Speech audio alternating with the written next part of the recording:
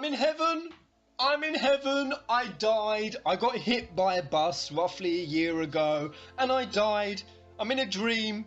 This is all a dream. It has to be FF7 Remake, the Final Fantasy Golden Era 2.3.4.0 that we are in. And now this. Oh god, guys, what's good, my fellow peasants? How are you all doing?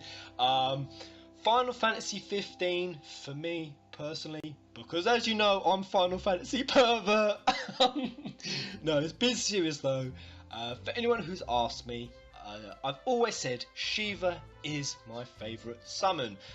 And yeah, that might be because I'm Final Fantasy pervert, but these Shivas are gorgeous. And the fact that there's not just one of them, there's not just two of them, there's not even Shiva triplets, there's not even 5 of them. And a lot of you at this point, or some of you might be thinking, there's not even 5. Some of you think there's 5. A lot of you haven't even seen 5. All I'll say is we have only seen 5 of them. Only, he says. Now, for anyone who doesn't know, let me just clarify this. By the way, guys, I'm controlling this video a bit differently. I'm going to try to do this in one take, and I'm actually controlling all the clips. And the reason for that is I've got so many theory videos to do right now, and rather than it taking me 16 hours, which is my average theory video development time, this will only take me about 6 or 7, so I can get a lot more videos out right now. And during busy spells like this, I'll still do the really big edited ones with about 500 clips. Those are crazy to do, but I hope this is still visually stimulating enough. Is this visually stimulating enough? Is it? Okay, right, so let's break this bad boy down. There's 1 Shiva there, 2 Shivas there, foot of a third. Now, you have to catch this one in the back quick. So 1, 2, 3, 4, 5. You saw that one in the back? So we've seen 5 in total. So why are you saying there isn't even 5? There's 13 of these lovely ladies. A lot of you know why I'm saying that, but I'll get onto that in a minute. I'm calling it now that there are 13 Shivas. But yeah, oh god, and if that is the case, if that's true, I'm just gonna say, that is going to blow my mind. My mind will explode, as well as some other significant body parts of mine. But before we get onto that, a couple of unrelated points. Previous video I did, Sons of Odin, I just had to point this out. Now, Adam Croasdale, who plays Ignis, I said this in the past, he's actually played a Son of Odin, and not just any, he's actually played Baldur, so that was really cool, the irony of it, that I've called Corleonis as Baldur, and that Ignis would accidentally kill him, so it would actually be Adam Croasdale voice acting a character who will kill one of the biggest characters he's ever played. The irony of it. The other point, quickly before this video takes too long, is this. Oh, this GIF. This is the best GIF I have ever seen in my life. Brotherhood episode 5, I said I loved the weapon switching. It was so slick, it was so awesome. Now look at this. Look at Prompto and Noctis swapping gun and sword. The way Noctis, just look at the detail of it. I mean, really look at it.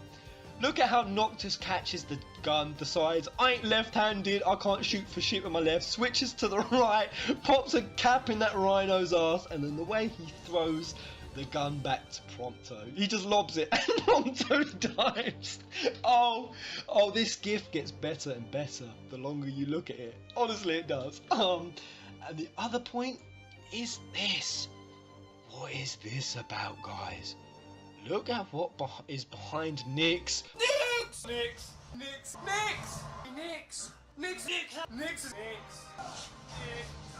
Look at the horn. Now, if anyone who doesn't know, this is a traditional Final Fantasy monster. I don't know if I'm going to pronounce this right. I think it's a koal with whiskers. Very commonplace in Final Fantasy.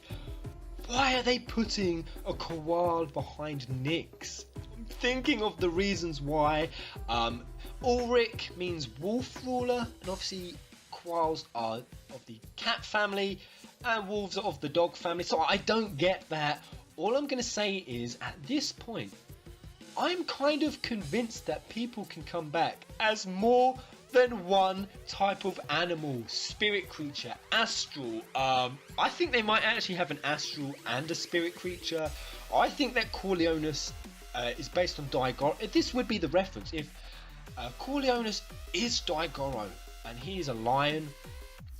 And I've compared Nyx and Corleonis so much. If Corleonis is based on Daigoro, but also an astral, as I theorised, and there's so much evidence to say that it's both, the same thing is kind of happening with Nyx here. I mean, just look at that. Can anyone explain that? I want the peasant army to dissect this bad boy. Let me know what you think, because this is huge. Whatever this is big. But getting back onto the Shivas. So why do I think there's going to be 13 Shivas? Well, for anyone who read the description of my previous TGS video, you'll know what I came to the conclusion of, that all the previous oracles, all the previous Floret women, all turn into Shivas when they die. Just like Noctis's ancestors, when they die, they turn into the Lucii, the Knights of the Round. I called that back in the day when this poster came out. We didn't even know about Knights. We didn't even know about Lucii. We knew nothing, and all I'll say is it was super unobvious back then.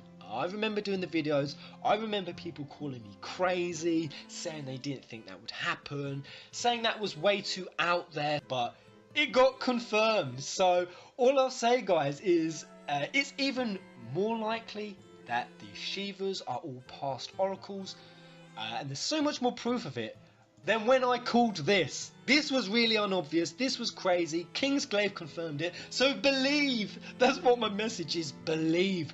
These are all oracles. So I'm going to break down all the evidence for you as to why these are the Shivas. Now, we have to go back a bit. We have to tell a story. The videos all started on humans being astrals, back with Gentiana. There was a lot of stuff to make us think that Gentiana wasn't as she seemed. For a start, the biggest one, Tabitha saying that she was no normal assistant. Secondly, Tabitha saying that Umbra and Preenal, they weren't just pets. And then Tabitha saying Gentiana was like the pets, like the dogs, sorry. And that made us all think that, yeah, Gentiana isn't human. Plus, she hasn't aged a day in 12 years. Then you've got the trident that the Hindu god Shiva wields. Then you've got the name Gentiana, and that refers to a bluish purplish flower. You guys, you've seen the videos. If you haven't, link in the description. I won't cover it again. But all I'll say is that since then, it's appeared that Gentiana hasn't possessed the trident anywhere near as much as Luna in the trailers following. The one in the voice actor video where she fights or she encounters Leviathan, she's carrying the trident there. The other place we saw it, and this was really cool, was during Luna's oracle rituals. She uses the trident for whatever reason, whatever purpose. You know my theory on that. That is to hold back the plague of the star. And all I'm going to say is plague of the star, calling it now, that is this game's chaos. And then moving on, we found out that the armature weapon, or the trident, sorry, was an armature weapon, and that was super dope. Oh, that blew my mind so hard. That opened the story up a lot, and that got my theories going. That Luna's family and Noctis' family, despite the parallelism, despite the huge parallels that were going on with the white and black outfits, the light and the dark, that they weren't so different, that they were actually batting for the same team, and that they should actually be conjoined, they should be combined. Remember, I've been looking for references that chaos isn't bad. Chaos is just as important as light, and TGS confirmed that. I said it here, I said that when Luna says here, I will not rest until the darkness is banished from our world, and Noctis was in the crowd and he gave her a kind of funny look. I believe that is because Noctis knows the importance of chaos, or if he doesn't now, he will later, and Luna Freya doesn't. She's so set on banishing it, she has the view that chaos is bad, but Noctis will defend it with his life, and that's why Stella and Luna would fight, because guys, chaos, the Greek deity, the primordial deity. It literally says under chaos that chaos is the creation of all life. In Fabula Nova Crystallis, chaos was mankind's free will. You can't destroy chaos without destroying an aspect of mankind, and that's why chaos is important. But moving on from that, why do I think that they are all Shivas? First up, when I did the TGS trailer and I saw the hair, I instantly, you remember, you guys saw it, I said, oh my god, that looks a lot like Luna's hair. So this is the weakest point, but I definitely think it is a point. I remember these pictures. These were the first kind of bits of show off we got of the Luminous engine. They showed off the Luminous engine with Luna's hair a lot, and it really stuck with me because Luna's hair is gorgeous. Oh, look at it, it's gorgeous. I would bury my face in that hair. Look at it. It literally looks so gorgeous, so beautiful, so detailed, and it really stuck with me. And yeah, there's definitely some comparisons going on.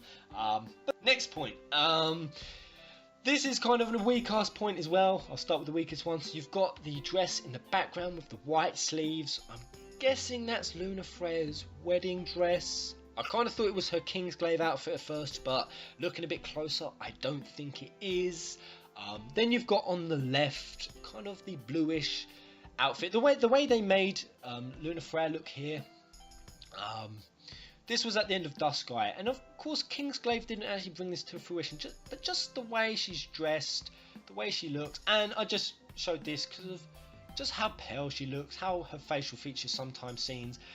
It all kind of really reminds me that she really could resemble some of these Shivas. Anyone seeing it? Am I making this up? Am I crazy? Maybe. So moving on to the real strong points.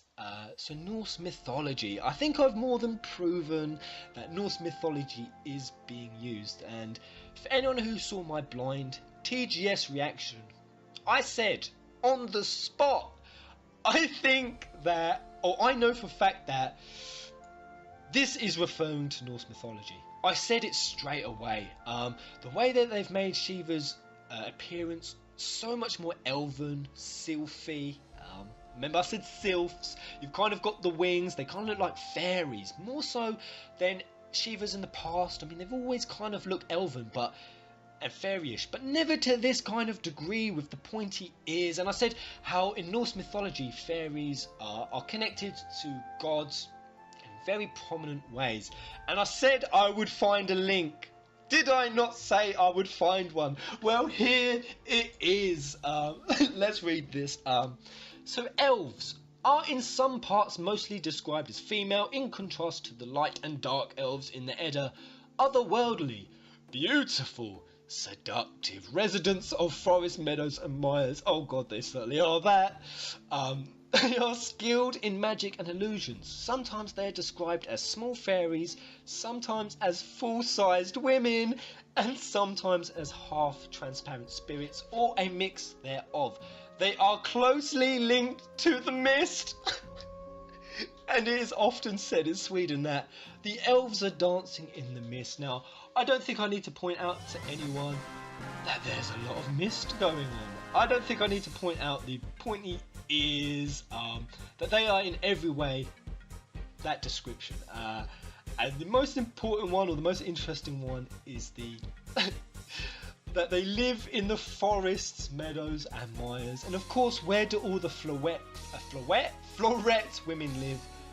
They live in tenebrae. Oh god, that is it's happening, guys. It's happening. Moving on before my mind melts completely. I'm sorry, I'm finding this hard to get through. I keep seeing Shivas, and I'm just looking how close to Shiva's knockers are pressed again. Oh god. Whew. Oh, it's getting hot in here. Jesus Christ. Sorry, I'm Final Fantasy pervert. What can I say? The next bit of sort of evidence or proof of it, and this was the most important one. This, you know, guys, this has been racking my brain. Luna's mother, the Ice Crown. The Ice Crown was so telling. But the most important detail was when Glorka and Niflheim attacked and the Magitech tried to kill Ravus with a flamethrower, and Luna's mother jumped in the way, but she didn't burn. She didn't cast magic. She just got engulfed in the flames and did not burn. And Shiva instantly been saying ever since then she has to be Shiva. But it was so... I just couldn't believe it that they would make the one and only Shiva Luna Freya's mother. But now that we know there are more than one Shiva, 100% she is one of them. When I look at it, look at this Shiva, look at her face. Is anyone seeing it? I'm really seeing it. I'm really seeing some comparisons. It's playing on my mind. Anyone else seeing it? They're definitely there. But the question that most of you are asking is, where does this leave Luna Freya? Where does this leave her? Peasant, are you saying that Luna Freya will become Shiva? I'm going to go ahead and say that if she dies too early in the game, yes, Luna Freya will 100% become one of these Shivas. I know she will, but I don't actually think she will ever become a Shiva, and the reason for it is the same reason I don't think that Noctis will ever become a Lucii, and the reason for that was all to do with what Gentiana said. The Oracle and King should stand together always, for they are protectors of the world, it then went on to say. Now, that confirms everything I've thought about this game, that the light and the dark they should be one, they should be connected. Neither is good or bad, nothing is either good or bad. And this also really defines that things haven't changed since Versus 13. Remember the quote, a relationship predestined by the divine, for Noctis and Luna. This is it right here. The Oracle and the King should always stand together. They are fated to always be together. And we have to look at, if that's the case, if the King and the Oracle should always be together, why have they not been? I mean, clearly Regis wasn't with Luna Freya's mother. I mean, perhaps. I mean, thinking about it, maybe they had some rompy when Regis stopped off in Tenebrae, but I highly doubt it.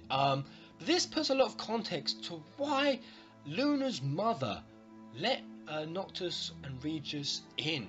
If you think about it, why did she do that? Surely she must know. If she was an oracle, because remember, the power of an oracle is passed down through the bloodline. That was what Tabitha said. That was actually written. That is a fact. So Luna's mother must be an oracle.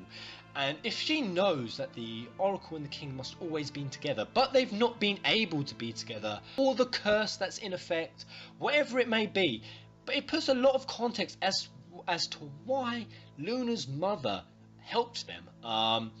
Because she did, when you think about it, she put her entire nation in danger by accepting Lucis into Tenebrae, and of course that backfired, that got them killed. Hence Ravus's blame of Regis for her parents dying, or their parents dying. But it's clear they haven't been together, and it goes back, and this is what is part of the curse. It goes back to this book, and this book, I know you guys have been messaging me like crazy on this book, cosmogony. I think it means the origins. No, it does mean the origins. It does. And we can safely assume that this was when the curse started. Remember, I've been saying about the curse of the Lucii, the curse of the Lucis household, and how it had to have started at the 100th king, because King Regis is the 113th. Now, there's no reason to assume, and that's why I think there's going to be 13 Shivas, because the curse started at the same time. It started back here, the origins. I believe that this was the last time the King and the Oracle was actually together, and ever since then they have always been separated. And that is so important, because when you then look at this, I theorized why was he treating for Noctis and Luna to meet up, or to be wed? I theorized, was it to get the ring to Noctis? Was it to get the trident to Noctis? Or is it to fulfill this destiny here? that the king and the oracle should always be together, and that ties in perfectly with when we saw the start of the TGS trailer when Noctis was in the crystal and it said, arise and become the true king. And this is the true king here. This is the true face of the Lucis household. Is anyone surprised that there's black wings, that there's someone who could either be Diablos, corrupted by, I think that could be Diablos, it could be Bahamut, and it could be both. It could even be a Chaos Bahamut. All I'm going to say, guys, is it could be anything. But this is the face of the true king. The first Lucis ancestor who accepted this crystal, this power. And that is what corrupted him. That is what unleashed chaos into the world. And that's why I said that this, when you look at this scene, if you replace this crystal with an apple, you're looking at the original sin. This was what brought darkness into the world. This is what brought chaos into the world. And that's exactly the story of Adam and Eve. I really think that might be the case. And who is this woman? Now, I know who we're all thinking, because what was the link that I said to Shiva or Leviathan being Gentiana? One of them was that her name Gentiana was a bluish flower, bluish purplish flower, and of course that's the same colour for both Leviathan and Shiva. Then we have this, and they stuck a vase of Gentiana in the background, very telling. And then in this book, for anyone who hasn't noticed, there's this oracle here with the trident, and she's carrying a bunch of Gentiana. Now, oh god, I think this is a little bit of deception. I think that the oracle, just like Gentiana is holding the oracle's trident here, I think that the oracle in here is holding Gentiana, but I think this woman in black with the black hair, I think that is Gentiana. In fact, I'm convinced of it. She hasn't aged a day. This is her looking fondly upon a book of herself. I'm actually convinced of it. And she sinned big time. She's the reason she brought chaos into the world. That's why she's been guiding the oracles ever since. And what am I saying, guys? She's been guiding the oracles, guiding all 13 oracles. And like I said, there's parallels between each family. Who have I been saying has been guiding the ancestors? Who have I been saying? You guys know. For anyone who doesn't, I'm not going to get into it because this is going to be the next part of the video I do, and this is going to be huge. I'm going to break down exactly who these are. I think we know who they are. I think we all have hints, but I won't get into it now. All I'll say is, Gentiana, if this is her, does this offer any explanation on whether Gentiana is Shiva or Leviathan? And it doesn't. The reason it doesn't is because if we look at this, I believe that Gentiana is an oracle. I think she is. I think she was. And that is their role. They are the balance of light and dark in the world. When she does that, when she becomes queen, she hands over her role as oracle down to its next predecessor. Who is this woman here? Now, of course, why has that not happened since? Because, of course, no oracle has got married since. This was the last time it happened. Now, if that's the case, then Gentiana is the queen of Shivas. She is the first Shiva. She was the first oracle. She was the oracle when the curse happened. And if she is the queen Shiva, that explains this picture so clearly. I can't get over this. This looks so much. This is the Shiva from Justice Monsters 5. Look at the hair. Look at the outfit with the gold, the black with the bits of gold embellish. That is so clearly Gentiana, down to the green eyes. I think there might be 14 Shivas. I actually think there might be, or she would be the first Shiva. So no, there would be 13 Shivas, but she was the first. So I think that Gentiana might be the queen of the Shivas. Now, you're thinking, okay, so you've answered it, Peasant. You've answered. Gentiana is Shiva. That's what you think. No. I think she could also be Leviathan. In fact, I'm compelled to think she might be both, because if she is this woman in this picture, then she is also this this mermaid, who I've said is Leviathan, because I've said this is a halfway form, she's Leviathan here, they're the same people, they're embracing. This picture explains why in the Genesis picture, they are embracing. So we're back to square one. She could either be Shiva or Leviathan once again. And I've gone back and forth on this so many times that this is why I think she could be both. And I know that's going to sound insane. I know you're going to think that's crazy. But guys, let's be real. Who anticipated Knights of the Round being in this game? Who anticipated it? Who anticipated humans being astrals whatsoever? Who anticipated there being 13 Shivas, which I am 100% convinced of? Who anticipated that Square would go this deep in all kinds of mythologies and ethoses? Who anticipated half of the crazy insanity that we saw in Kingsglaive? There's no limits, there's no boundaries. I believe that just as Nyx is also this spirit Koal and Ifrit, just as I believe Corleonis is Daigoro and possibly this guy here. I'm going to explain this in depth. Before you think I'm crazy, I'm going to explain why I think Corleonis and Gentiana are the original king and queen of Lucis. I know this sounds crazy, but hear me out. And why you aren't bound to one form. And it all goes back to this crystal.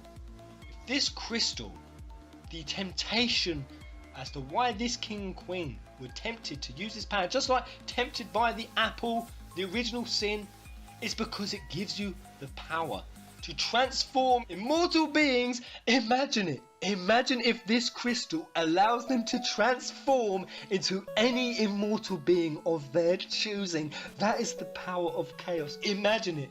Is it beyond the realms of possibility? I know it's out there, but this game is out there. This next video will explain all of this. I'm convinced that the Shivas, there's 13 of them, they are all past oracles.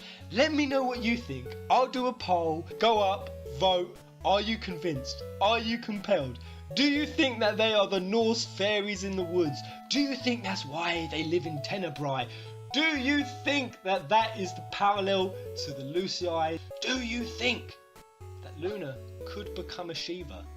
Until the next video, guys, goodbye.